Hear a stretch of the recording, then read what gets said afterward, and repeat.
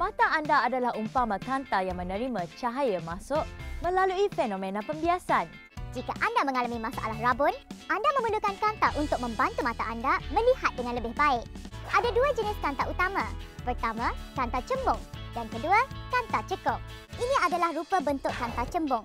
Apabila cahaya yang selari merambat melintasi kanta cembung, kesemua cahaya itu akan dibengkokkan melintasi titik yang sama. Titik tersebut dikenali sebagai titik fokus F. Panjang antara titik fokus dan pusat kanta dikenali sebagai panjang fokus F. Jika kita mengetahui panjang fokus suatu kanta, kita boleh mencari kuasa kanta tersebut dengan formula berikut.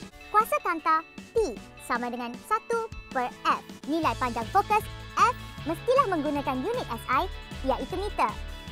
Unit ketika mengira kuasa sesuatu kanta ialah diopter atau simbolnya D. Ciri-ciri gambar rajah sinar kanta cembung. Dua titik penting yang terletak pada paksi utama. Titik tersebut ialah pusat optik P dan titik fokus F.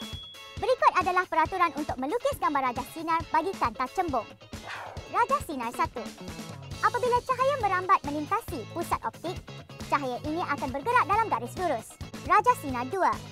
Apabila cahaya merambat secara selari dengan paksi utama, cahaya ini akan dibiaskan melintasi titik fokus F di bahagian belakang kanta.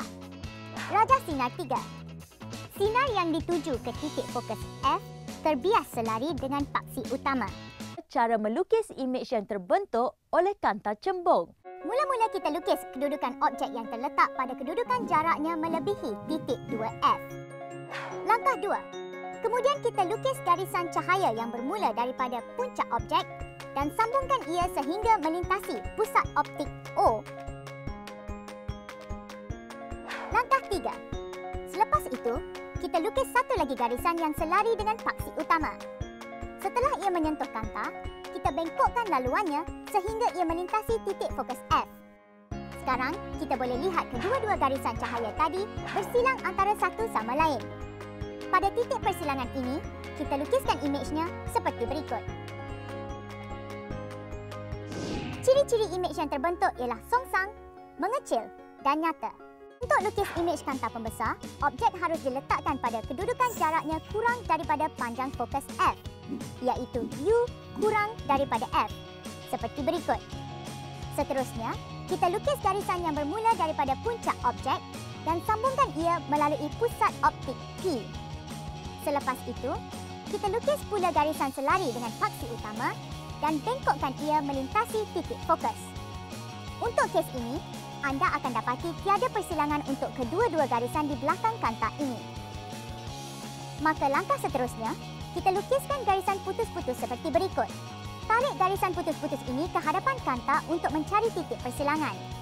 Lukis imej pada titik ini. Maka, ciri-ciri imej yang kita lukis ini ialah tegak, saiz membesar dan maya. Bentuk kanta cekung. Sinar 1. Sama seperti kanta cembung, apabila garisan cahaya melalui pusat optik O, ia bergerak lurus tanpa dibengkokkan. Sinar 2. Apabila ada cahaya melintasi kanta selari dengan paksi utama, ia dibengkokkan seperti berikut. Di mana jika kita panjangkan garisan ini, ia akan melintasi titik fokus di hadapan kanta. Sinar 3.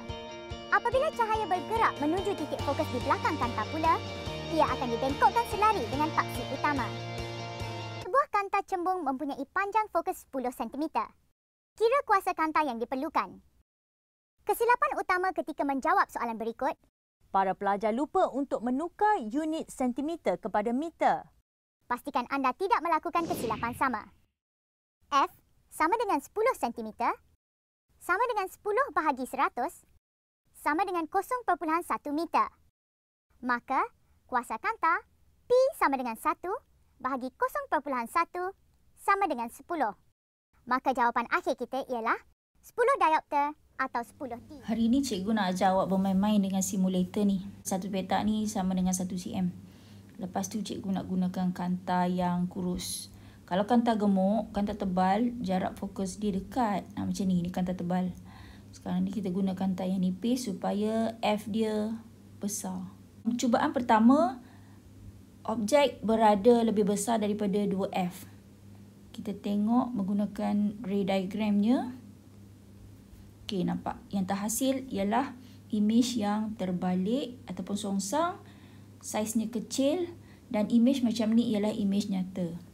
Sebab kalau kita letak skrin ataupun kertas di belakang tu, kita boleh nampak dia terbentuk pada skrin.